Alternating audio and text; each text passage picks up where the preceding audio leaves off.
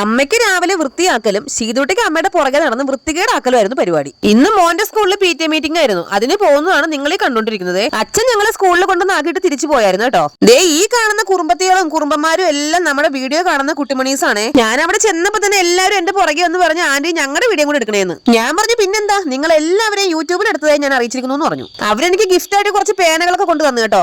ഈ വീഡിയോ കാണുന്ന പേനകളുടെ ഉടമസ്ഥരായ പാരന്റ്സിനോട് എനിക്ക് ഒന്നേ പറയാനുള്ളൂ, ഇതൊന്നും ഞാൻ അടിച്ചു മാറ്റിയല്ല, അവർ സത്യമായിട്ട് എനിക്ക് തന്നതാണ്. പിന്നെ പാരന്റ്സ് മീറ്റിംഗ് കഴിഞ്ഞിട്ട് ഞങ്ങൾക്ക് നേരെ ആയൂര് പോകണമായിരുന്നു കേട്ടോ. കുറച്ച് സാധനങ്ങൾ മേടിച്ച് കൊറിയർ അയക്കാനും ഉണ്ടായിരുന്നു. പിന്നെ കുറച്ച് അല്ലറ ചില്ലറ സാധനങ്ങൾ വീട്ടിലേക്ക് മേടിക്കാനും ഉണ്ടായിരുന്നു. നടന്ന് കിടന്ന് ബോധം കെട്ട് വീഴാറായപ്പോ മാലാഖയെ പോലെ ഒരു ചേട്ടൻ, താടി വെച്ച മാലാഖ, ദേ വന്നു. ആ ചേട്ടന്റെ ഓട്ടോയിൽ കയറി ആയൂര് ഇറങ്ങിയിട്ട് അവിടെ നേരെ ഒരു ബേക്കറി കയറി കേട്ടോ. ഉച്ചയ്ക്ക് ഞാനും മോനും ഭക്ഷണമൊന്നും കഴിക്കാതാണ് മീറ്റിങ്ങിന് പോയത്. ഇപ്പൊ 4 മണിയായി. എന്നാ പിന്നെ ഒരു ഷാർജ കുടിച്ചേക്കാന്ന് വിചാരിച്ചു. കടയ്ക്ക് അകത്തേക്ക് കയറുമ്പോ ചായ മതിയെന്ന് പറഞ്ഞവൻ അതിനകത്ത് കയറിയപ്പോ ഷാർജ മതിയെന്ന്. എനിക്ക് വീഡിയോ എടുത്തിരുന്നതിന്റെ പേരിൽ ഈ ഇടയായിട്ട് എന്നെ അവൻ വല്ലാണ്ട് ബ്ലാക്ക് മെയിൽ ചെയ്യുന്നുണ്ട് ഗൈസ്. വീട്ടിലാണെങ്കിൽ 24 മണിക്കൂറും പുട്ട്, എന്നിട്ട് പുറത്ത് പോയിട്ടും പുട്ടാണോ മേടിച്ചെന്നാണെങ്കിൽ ഇത് ഷവർമ്മയാണ് കേട്ടോ.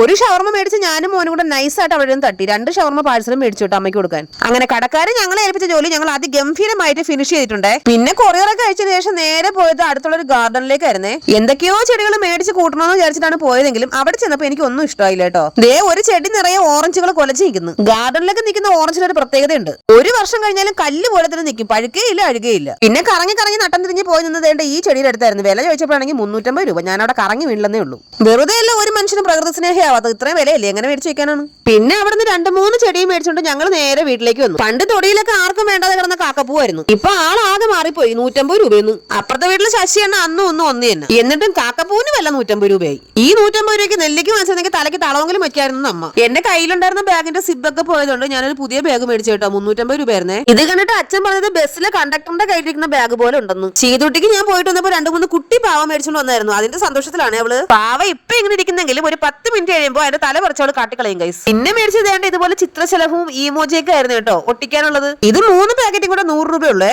ഇതെല്ലാം കൂടെ ഒട്ടിച്ച് വാരിപ്പറക്കി ഞാൻ ഈ നിലവറ ഒരു മണിയറയാക്കും. അവസാനം ഓണർ വന്ന് വീട്ടിൽ നിന്ന് ചവിട്ടി പുറത്താക്കുന്ന അച്ഛൻ. നമ്മുടെ ചാനൽ എല്ലാവരും സബ്സ്ക്രൈബ് ചെയ്യാൻ സഹായിക്കണേ. ഇന്നത്തെ വീഡിയോ ഇത്രയേ ഉള്ളൂ. ടാറ്റാ.